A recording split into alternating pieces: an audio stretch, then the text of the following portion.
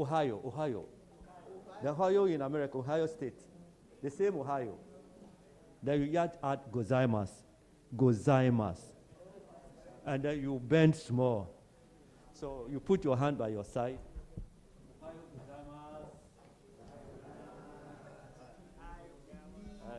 That is how you say good morning in Japanese. Ohayo gozaimasu. Good.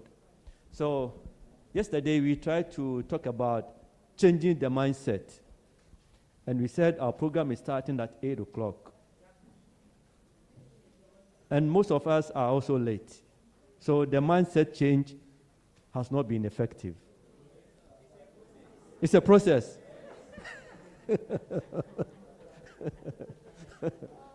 That's good. Yeah, it's a process.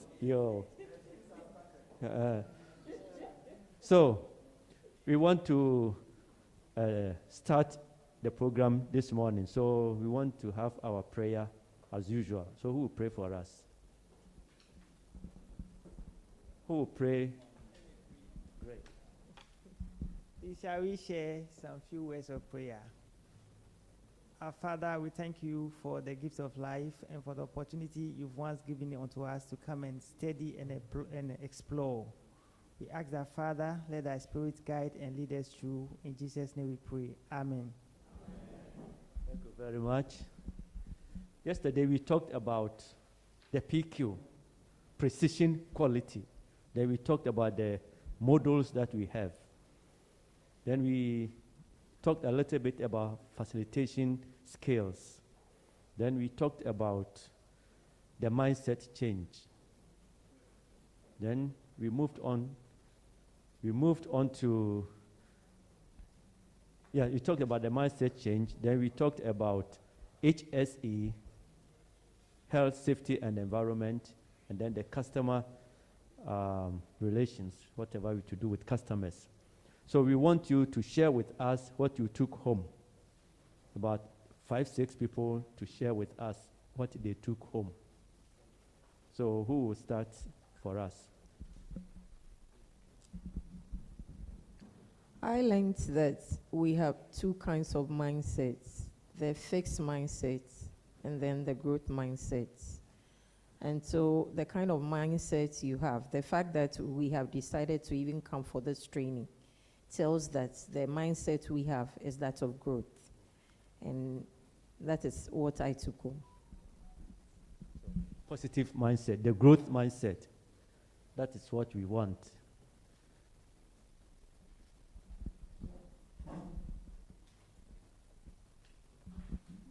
Good morning.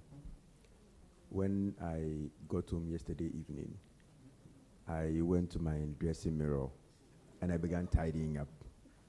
That's what I took out from yesterday. Thank you.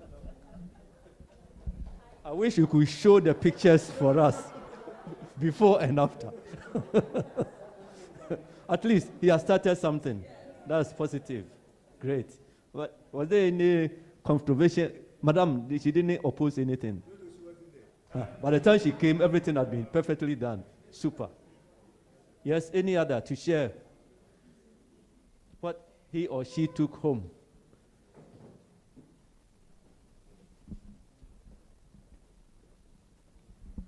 Yesterday, I learned that it shouldn't take more than 3 minutes to look for a file or get a file. Otherwise, you are not orderly. It's a conditional. There's a condition. If you go through 5S, anyone who has gone through 5S should not take more than 3 minutes to look for something in the house or in the office. If it takes more than 3 minutes, you are disorganized. For me, my favorite part was the fact that we need to shift from customer satisfaction to delighting the customer. So we need to delight the customer if you want to be the market leader. Yes, Auntie. Thank you. Good morning, everyone. I learned that you need to help everybody. When we had the aspect of the example of the pregnant woman, the all that, I also learned more on orderliness. and cleanliness at the workplace, because it brings in efficiency and effectiveness. Yeah. Where we were shown all the tools being hanged somewhere in an orderly manner and labeled as well. Yeah. And so, thank you so Yeah. much. We thank God.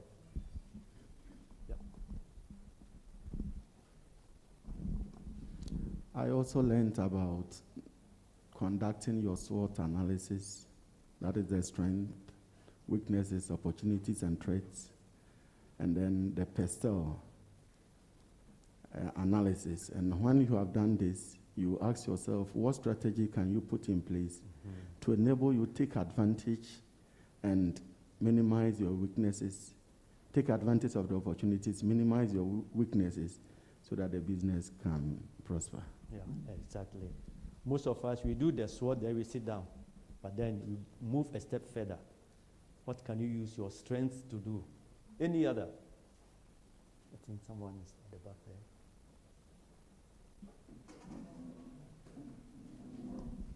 Thank you. The calculation which evidenced the contributions of finance, marketing, and production was very insightful. So that was a good one. Peter.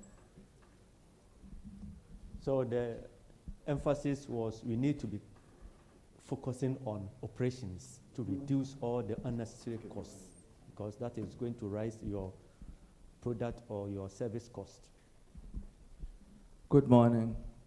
I also learned that negative feedback from a customer is good feedback. Yeah, because the customer who goes away without telling you anything, he's the most dangerous one. Because he's going to spread some bad news about you. The one who will complain and come, he is a good customer. He's always there for you. Yeah. And to add on to that, I also learned how to accept stubborn customers.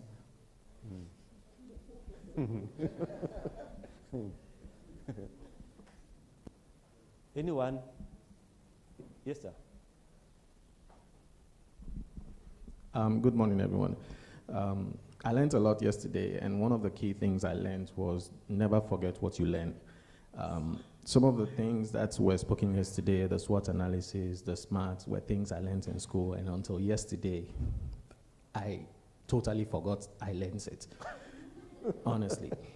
And it's something that usually when we're in school and we ask ourselves, what do we need this for, what do we need this for? And then at the end of the day, it's staring right in your face. And I just want to say thank you for that.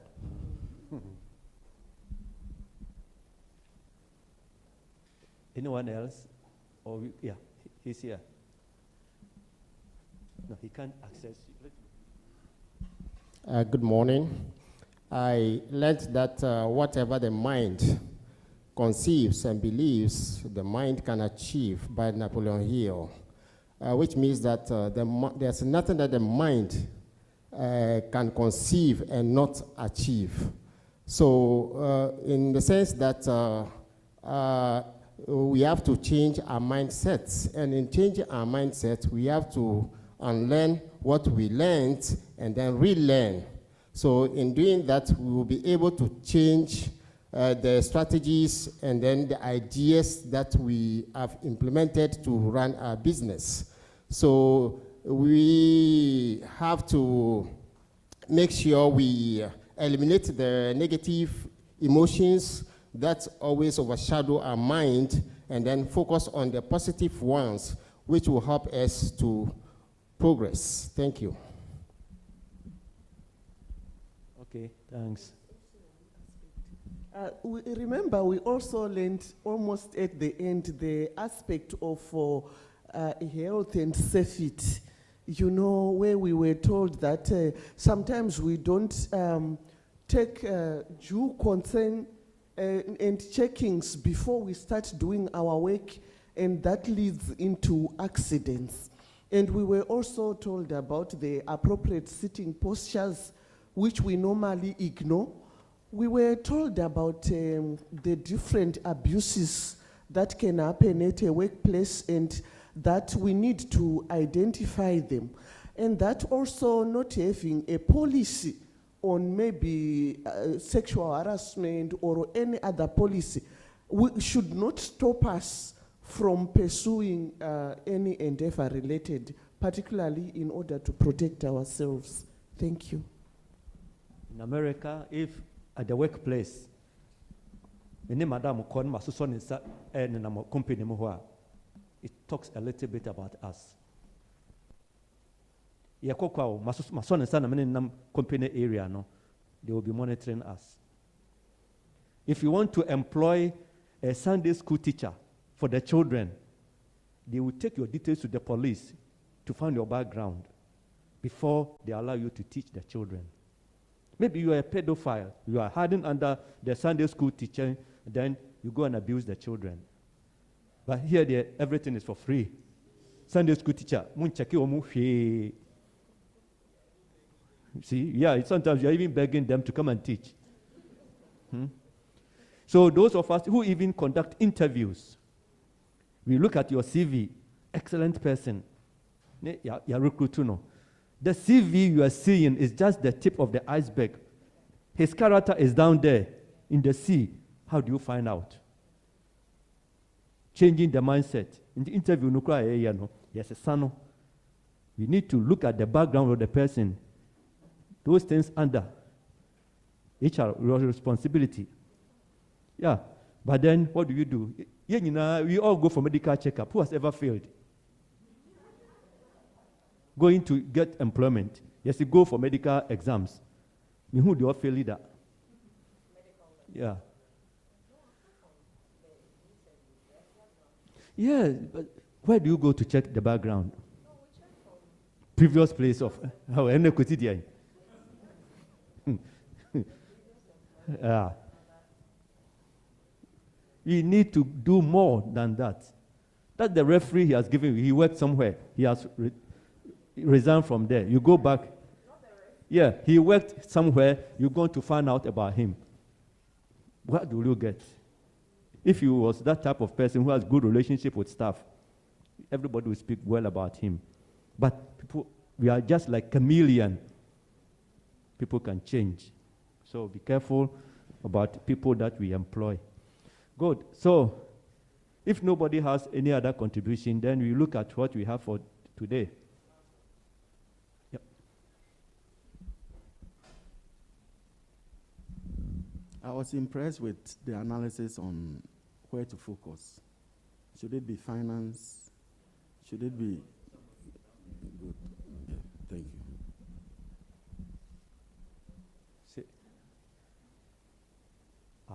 Great. Very well. Have you people seen the young lady sitting down, coming just in? She's the director of DTI. Auntie Constance. She's the brain behind the PQ we are talking about. The PQ, no? That is the brain behind it. She started from the A&A. I wish we had enough time that we could have gone to A&A to see how the PQ is being practiced. It's not just theory. Go and look at the products from there. It will speak for itself. We are not just talking PQ, precision quality, but you will see the product itself from there. The quality, the measurement. And then I talk to you about the environment. Go to DTI, look at the environment, just the environment. You have been there before. Good. It's not just theory. It's practical. Good. Any other contribution? Now that Madam is here, if you want to also talk about it, then she will hear.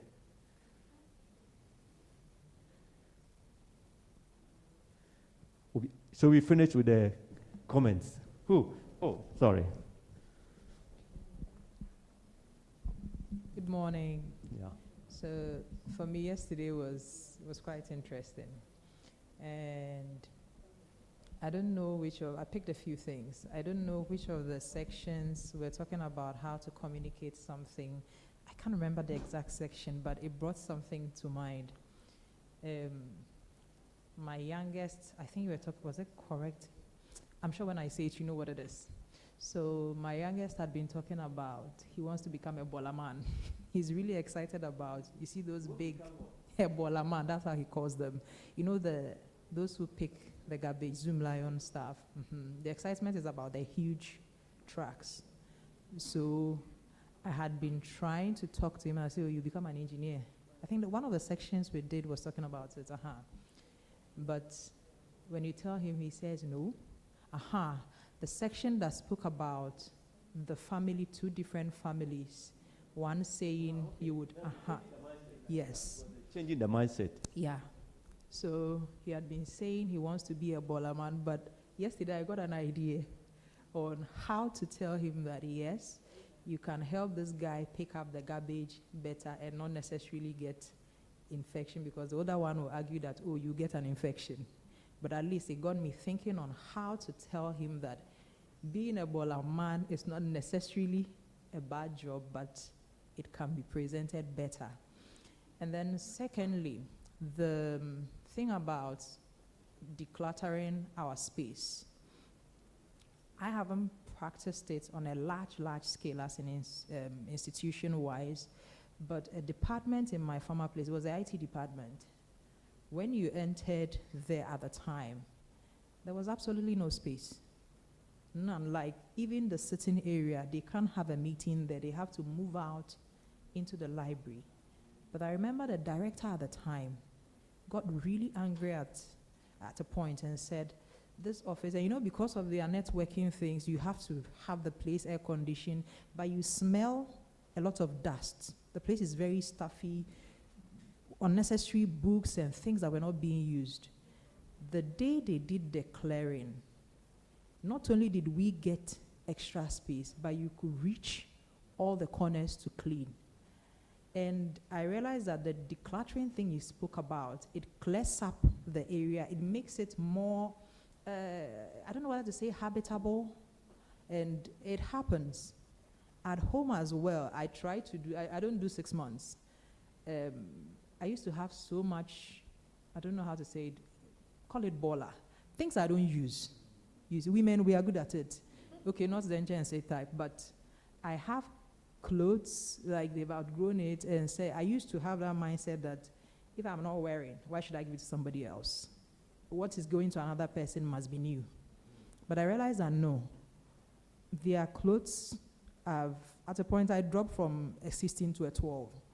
So the 16 clothes were not bad, but it just wasn't my size. So I simply partnered, I've forgotten their name, at Kaswa. So they said they do their programs in December. So I said, oh, I have another group coming in October. You will have to pick up yours by June. I add a few new items, then I send it to them. So when you do that, it clears up a bit of space. I've not tried it on large scale, but I can attest that it clears up your environment. For me, yesterday was quite helpful.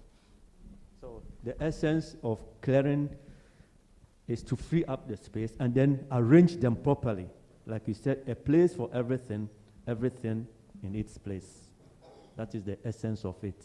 And as we are clearing, we also said we need to inspect. If you see anything that is loose, a cable, then you attend to it, you maintain it. Yes, sir. So my question is that, still with the growth mindset, you are saying we want to change the narrative, and you are kind of have a lot of creative ideas. And now it is not your colleagues who are resisting that. It is the superior who is saying that, the company with the saying, yeah, no. What do? Do you continue to implement it and get fired? Or you adjust for a while, or you can advise? What do you mean by adjust? You want to go? The words he said, because I didn't hear what he said, the other words. I'm saying that you have, let's say with a growth mindset, you want to change the narrative. Your team members are in support of that. but your superior is saying, in my company, this is the pattern. This is how we do things. I hide there, me jume how me there, say na ye no. What do you do as a humble staff? Do you insist on changing the directive and get fired? Yeah. Good morning. Please, we learned something yesterday, that what we learned here, we have to tell them. So I think if you are able to get to your manager, then tell him what you learned, I think he will agree with you. Even what he just said, I think the only time you have issues with maybe your superior is probably in the government sector. But if you are working with a private man who has an objective to maximize profits, and you are bringing in a change that is going to help us to increase quality, and then in turn it will reflect in profit, why would a private man resist it? So most of the time, where you will get resistance will be the government sector, where profit is not coming directly to him. So he doesn't care how he does the work. But if you come to a private person, it's welcomed everywhere. But some line managers, even in the private sector, can be like that if they realize you are almost a threat. I mean, in terms of qualifications, experience, and you are sort of outshining them. In the private sector, they may forget that what you do is what makes them be recognized as good leaders and achievers. But I just want to add one more and say that if your boss is like that, whether in a private sector or public sector, now I'm linking up with what I've just said. You don't need to tell them about you, what and doing. See, tell them in such a way that they see why adopting it can also be very good for them. Do you know when you are like selling to a customer, you don't say, because I need money and when you buy many of these, I'll get more money. No, no, no. If I'm selling cosmetics, I'll tell the woman, you will look younger. I give hope, and the woman is ready to what? To buy my cosmetics. So tell the story in their favor. Remember, we said people resist change. And we proposed some things that we need to do. Among them was effective communication. You have to communicate very effectively. Communication is a skill. It's a skill which we need to improve on. Yes, Auntie? I agree to some extent, and I disagree to some extent. In the private sector, largely, you will get people who will support things that will make their business grow. But let's not forget that yesterday, we learned about two different mindsets, the growth one, the other one I've forgotten. And that static fixed one, mindset. Fixed mindset. Yes, please. Your superior could be in the fixed mindset category, and it requires some change. But if he or she is the business owner or the highest, there are so many private establishments that the staff don't even know who owns it. You see the one you deal with, okay. If the person is not willing to change, it takes, I forgive my language, but I don't expect you to stay there for 10 years experiencing the same thing. In too many instances, we are afraid to lose our jobs. Sometimes you need to take the risk. If you don't stand for anything, if you don't, how do they say that thing? If you don't stand for something, you fall for anything.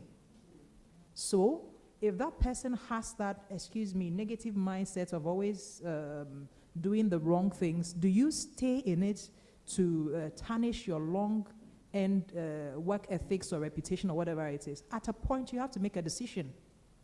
I've not seen anybody whose certificate or whose CV has the name of his or her employer. It's your name. So if at a point you need to move, make that bold decision and move. And I can assure you that that very thing that one establishment is rejecting, another person, another establishment is desperately looking for it. So please, when it is necessary, don't be afraid to make the move. Thank you. Thank you.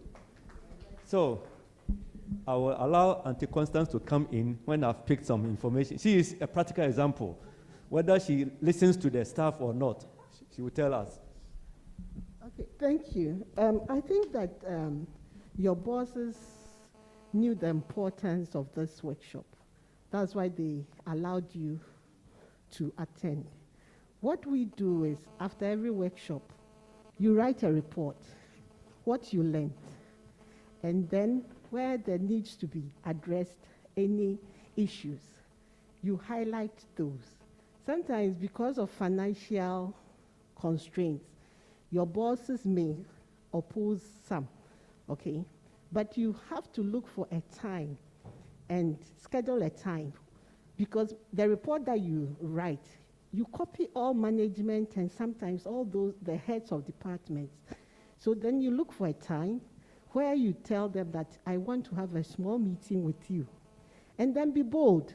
Tell them everything in it. If it's cost to this, the duration, time factors and all that.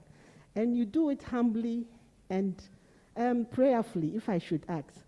And then I believe that at the right time, priority will be given to what is due. And the things will roll out. That is what I want to say. Thank you. Thank you. But remember, we said we are going to train our people. We are going to train them. We are going to influence them to change to the growth mindset. Yes, Awafa. All right. I think at the end of the day, we are all talking about one thing, and the key word is approach. Approach. How do you approach the situation? In the first place, you need to examine your environment. You need to know your environment. Once you know the environment, then you use the exact approach. Maybe, yes, we are teaching the right thing here, but then in your environment, we have a different approach to everything. Until you study your environment, you know how to approach individuals. I think that is the way forward. Some of us, in many situations, yes, we've been to trainings, we've learned something. You go back to your company, immediately you want to bulldoze your way out. This is what I learned, this is what we have to do. That is where you have people coming at you. Please, we've been to trainings. Yeah. When did you come?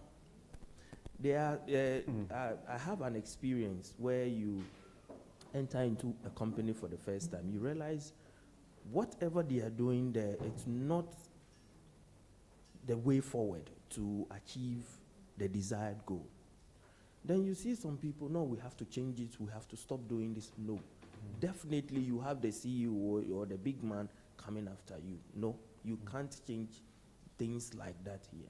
So you first study the environment, know how things work, then gradually, without them knowing, you will achieve your aim. Yeah, thank you. So those of us who drive the manual car, we start from the first gear, you go to the second gear, you move on to the third gear, and to the fourth gear, and fifth gear. So we move gradually.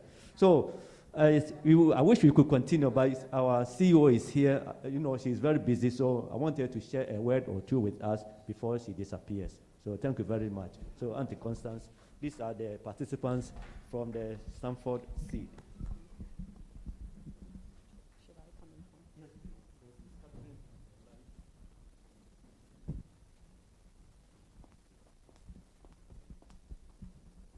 Good morning. I hope you're enjoying the workshop so far. Yeah. I always tell people that I come across with that change is the most difficult thing. And I think for me, that was the most profound, if I may say, the changing point for me personally, trying to get my staff to understand that things do not have to be the way they are. And I heard one of the participants say that, but here, this is how it's done, right? I think it was you. And that's the typical, for me, I think the Ghanaian mindset. I didn't grow up in Ghana, and so it was very easy for me to see that, why do we always have to accept things the way they are? And this was when I started my company, Accentana, 22 years ago. And I was fortunate to end up in a sector where most of my competitors were expatriates. But that also broke my heart, because what they kept saying was that, oh, in Ghana, you can't find good workers.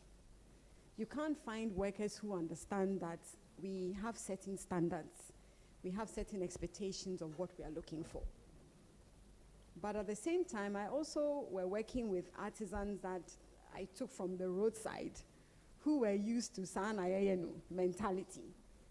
But I was able to train them, for them to accept that this is not how things are done. And this is where Mr. Osei talked about having a growth mindset. And I think the minute you're able to think outside the box, the minute you see that you have the power to unlock the prison that you're in, because the mind is also a prison. It's such an amazing thing when you realize that, my goodness, you mean I could have done it all this while? I'll tell you a little something about a secret about me. I have a little bit of OCD as well. If you know what OCD is. I like everything to be in a certain way. Because I don't function when there's clutter. And you said something very profound about the IT company that you are working in. When there's clutter, how do you function? And I work in an environment where we work with very dangerous tools. And I've had a staff take me to court, where I was in court for 5 years. Because this is a staff who refused to wear his PPEs. And that was my problem. I had traveled outside the country when I heard that he had moved from the carpentry workshop into the welding workshop and took a tool without wearing his eye protective wear and plucked out his eyeball.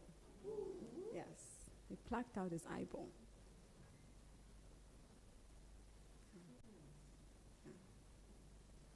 And this is what it means when you are a big company or you are a multinational, that health and safety is number one. And that's why a lot of our companies are unable to get top jobs, even as subcontractors, because we work with staff who accept that it's not acceptable. There are certain things that we do that is not acceptable. I'm sorry. And this is where my own journey, growing a company, working with artisans who had this very fixed mindset of, but we've done it for generations. Who are you to come and tell us that? You are insisting. So this madam is difficult. What a difficult boss. If I tell you that I don't even work in my own company anymore because my workers are the one who run the company. And that allowed me to now set up DTI, to be able to share my own transformation journey with companies like you. And I'm very happy to see a lot of your workers here, because I feel that Ghana has the potential to grow grow our companies to become multi-million companies. But our workers are the ones who hold our companies back. And you know what breaks my heart? All the top jobs are being run by expats, by expatriates who come and tell us that I brought an Italian tiler in because your people don't have standards. When you give them a job, when you come back, either the worker is lying to you, he tells you he's just around the corner. 5 days, you still be sitting down waiting for him. Right? Why, no integrity. All the things that we do, and it's just this being mindful that I also have this power to become like them. And then we cry out that there are no jobs. There are no jobs.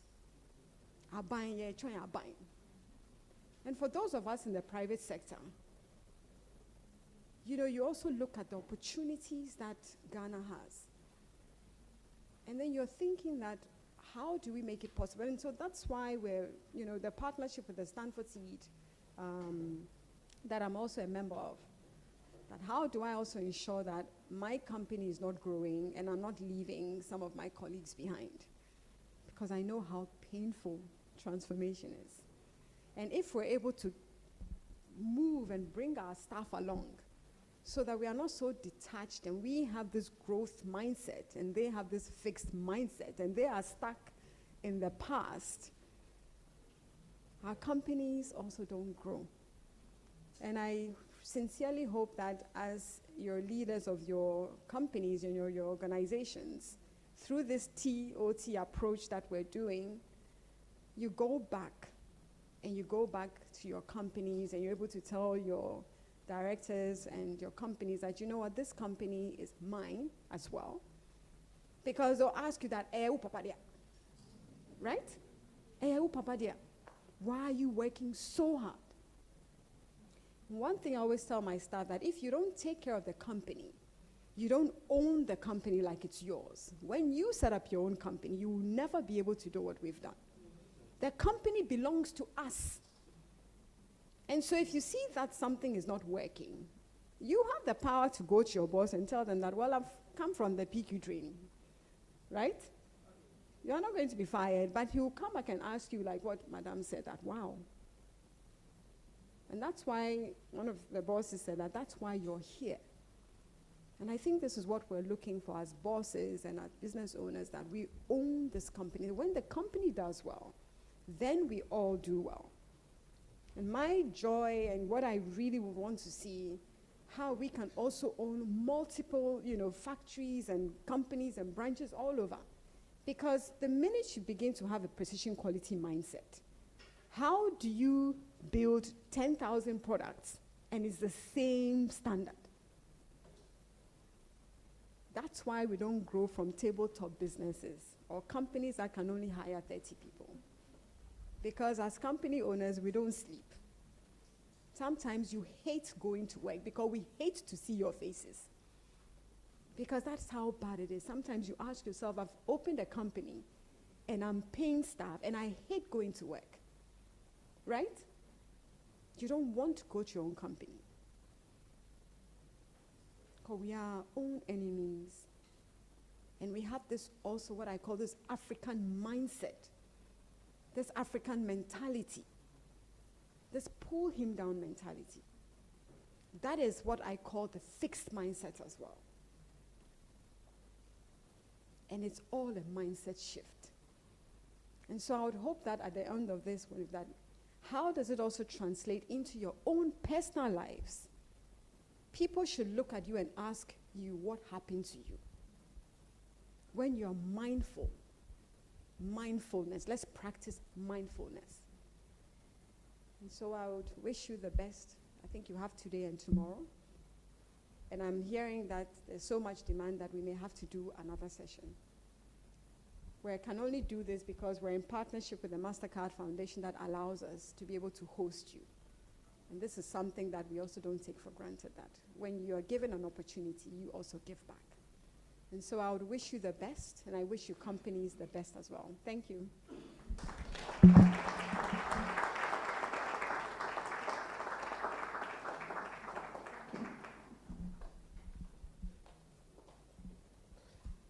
Thank you, Auntie Constance, the brain behind DTI and all what we are doing. So we thank you very much for the support. So now today we want to divide ourselves into some groups. He's saying that for the live streaming, he wants us to fill the empty space here so that the latecomers will sit at the other side. So some of us from that side should please come here. He wants us to come and occupy the front seat here.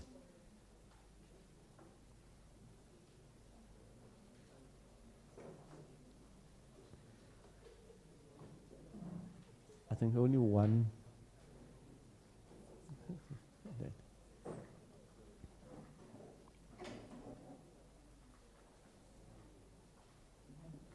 Yeah, thank you very much. Thank you. Thank you.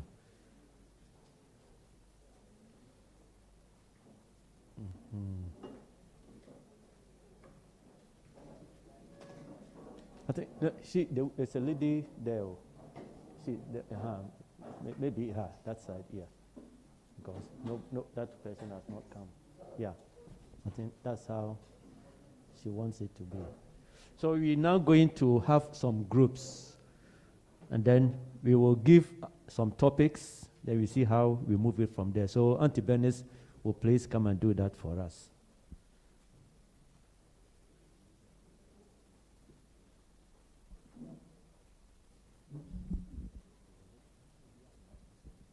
Okay, so we are going to count 1 to 10. Then we start 1 to 10. We want 10 groups. So please keep your number. Okay, so we are starting from here.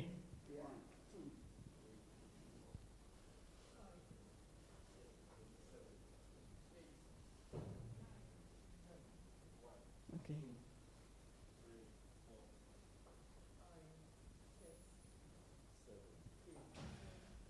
Okay.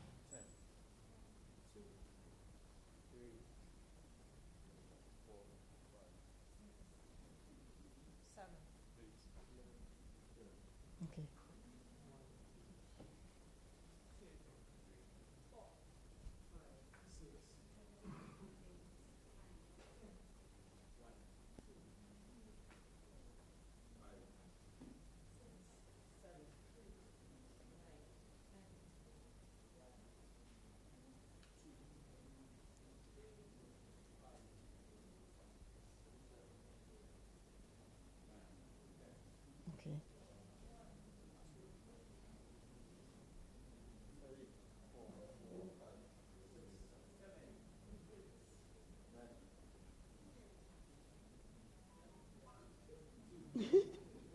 Okay, so I want one from each group. So 1, 1. Please come and pick 2, 3. Just you can decide to pick for your group. So 1, the ones you come and pick and group yourself. 1, 2. So when you pick, please call your group. Okay, 2. What group are you? 10. Okay, so call your group. 1. So call your group. 4. 6. Any volunteer for 6?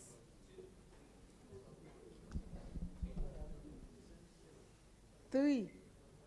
6. Okay. 3. Any volunteer for number 3? Okay. 9. 9. Okay. Then 5.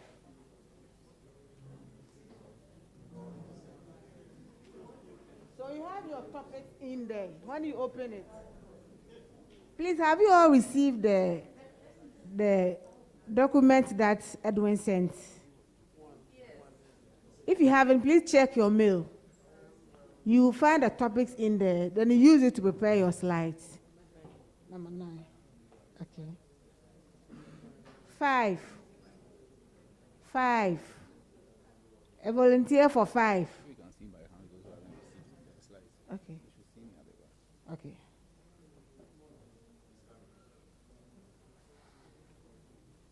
Okay. So please call your group members.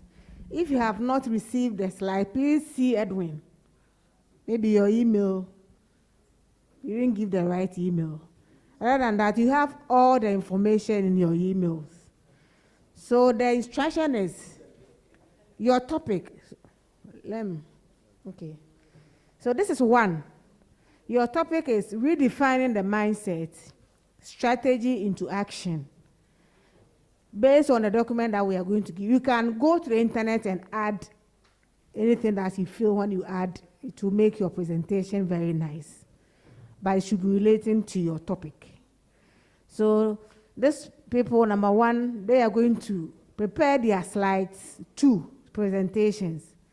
Then we'll come back after lunchtime and come and do the presentation. 4 group will do presentation today, then the 6 will do tomorrow.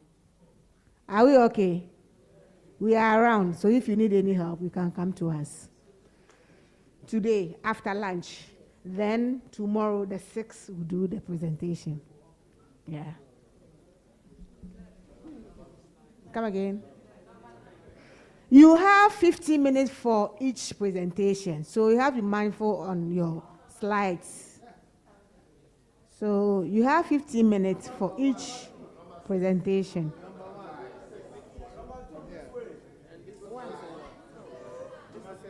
This is 10. You are one. This is 10. Hey, number 10.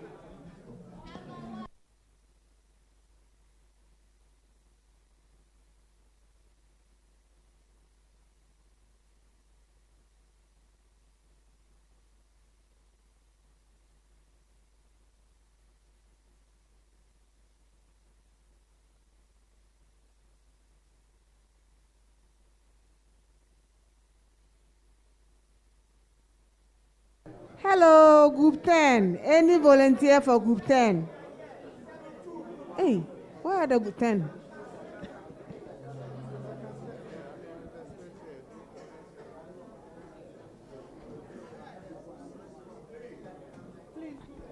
Hey, Group 10.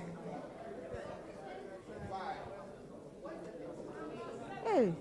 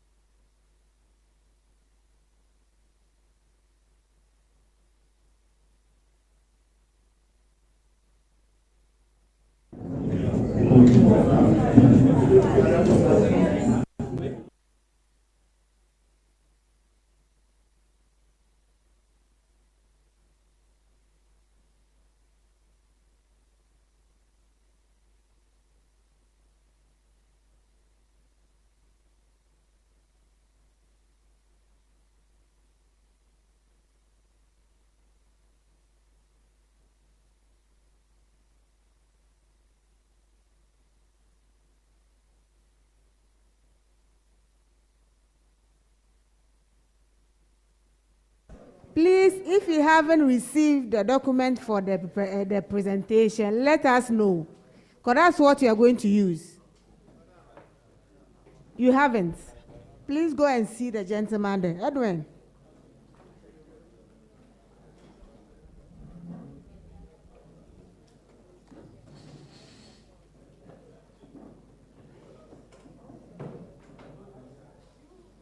You go through the document and pick the one that you are working on.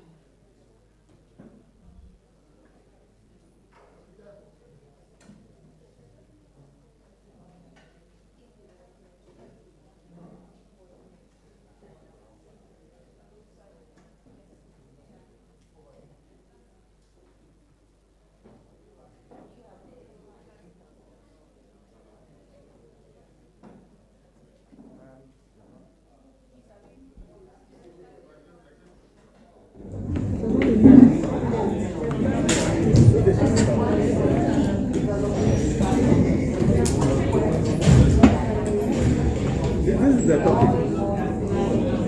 Group 2, 1.1. Tools of management. Tools of management. Dash. Bill of materials. So our focus will be on bills of material. Bills of so many tools of management. We don't need to build all of them. Bills of All we material. need is bills of material.